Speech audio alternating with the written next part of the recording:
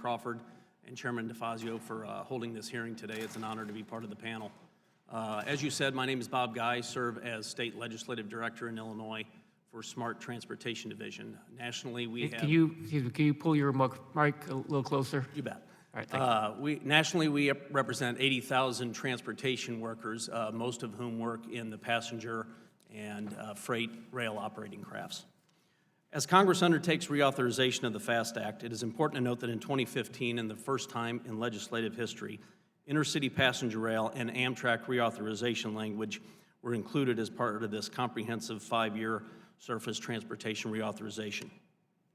In doing so, Congress laid the groundwork for the development of a truly multimodal transportation system. Congress should build on that momentum by increasing Amtrak funding levels, which allow for current operations to flourish and be able to plan for future growth throughout the entire network. There's no better way to accomplish those goals than having predictable, dedicated funding that will help preserve and grow the Amtrak authorization provisions in Title 11 of the FAST Act. As with all modes of transportation, long-term, robust, stable federal funding for Amtrak service and development is crucial to its success. We ask that Congress reauthorize and continue strong funding for Amtrak and the 3 rail grants created in the FAST Act.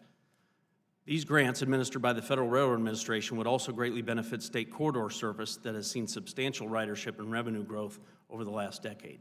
There's already a buzz in the Midwest with the announcement last week of FRA's Restoration and Enhancement grant fund availability of $24 million. These grants are successful and they work. The grants would also solidify Amtrak partnerships with states by preserving the reliable federal funding that is needed to expand and improve service along these successful corridors. Along with strong federal funding, Congress should also identify possible revenue streams solely for the use by Amtrak and intercity passenger rail projects that benefit state-supported service and the national network.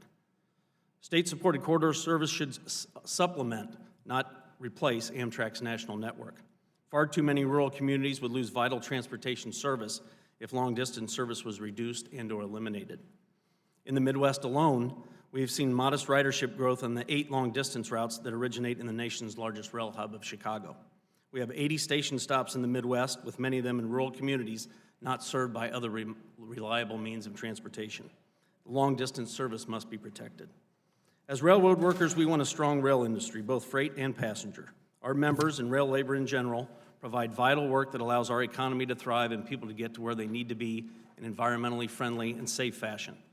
Reauthorization must continue to ensure that strong worker protections are in place for those who perform core traditional railroad work.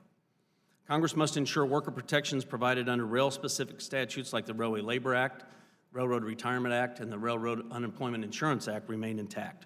Rail workers are stakeholders in the industry, and these protections allow us to partner with Amtrak and states to help improve and expand service across the country. These worker protections are most important when considering risky privatization agendas that some might have. Permitting private companies to seize certain routes or segments of the Amtrak system would give investors the perceived authority to extract profits from assets paid for over many decades by American taxpayers and rail passengers. Freight railroads, who are the masters at generating revenue, couldn't make passenger rail profitable. It was crippling their freight network, which is why Congress created Amtrak some 40 years ago. Amtrak was established to save passenger rail service in America. Congress should allow Amtrak to be America's railroad and support their ability to maintain a qualified workforce that meets customers' demands now and well into the future. We also can't discuss reauthorization without talking about safety.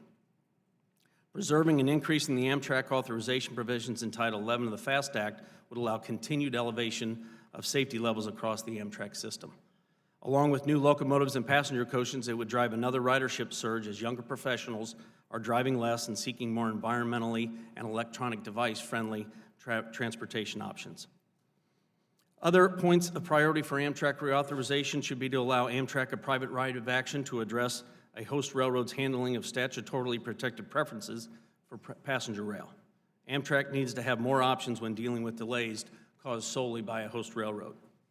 Additionally, for many years, Amtrak has been forced to pay millions of dollars resulting from accidents occurring on other railroads, even though Amtrak was not negligent. When other railroads are responsible, those carriers should pay the damages, not Amtrak. This has added to the necessity for Congress to appropriate funds to keep Amtrak operating. We've included some legislative language in the written testimony that was submitted.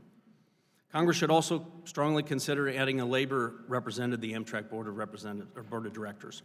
Railroad employees have a wealth of expertise on the needs for Amtrak. Having input from the rail labor stakeholders also would help Amtrak avoid making decisions that could negatively impact service or customers' needs. There's already a model on the federal level, and that's the Railroad Retirement Board, where you have a 3-member board consisting of labor, management, and a chairman. Reauthorization should also include a path forward to legislative address the disturbing and upward trend of assaults on passenger and commuter rail workers. Currently, our members are not offered any type of standard de-escalation or self-defense training by the carriers, nor do they receive any mandated counseling or psychological assistance post-incident. Mr. Regan noted the Illinois member that was shot in 2017. That brother's name was Michael Case. He was performing his duties at a station stop in Naperville, Illinois. And while that is an extreme example, we could probably fill the hearing room any day to hear about the assaults and attacks on passenger rail and commuter rail employees. There's also been some efforts already. As a result of that 27 incident, our own Illinois Senator Tammy Duckworth introduced the Passenger Rail Crew Protection Parity Act, and there is currently 2 pieces of transit employee assault legislation in both the Senate and the House. Such legislation could simply provide passenger and commuter rail crew members the same federal protections as airline crew members.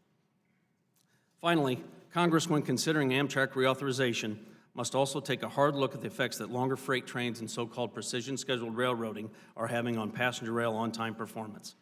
A recent Government Accountability Office report found that freight trains are 25% longer and a byproduct of PSR. Poor on-time performance costs Amtrak and state-supported service ridership, which in turn costs revenue. We have a corridor in Illinois where on-time performance sits below 30%. That's simply unacceptable. Public dollars, both federal and state, are invested into private host railroad infrastructure for the purpose of benefiting passenger rail, not the other way around. Congress needs to hold the host railroads responsible for their handling of passenger rail because the protection of public funds warrant it. Once again, thank you, and I'll be looking forward to answering any questions.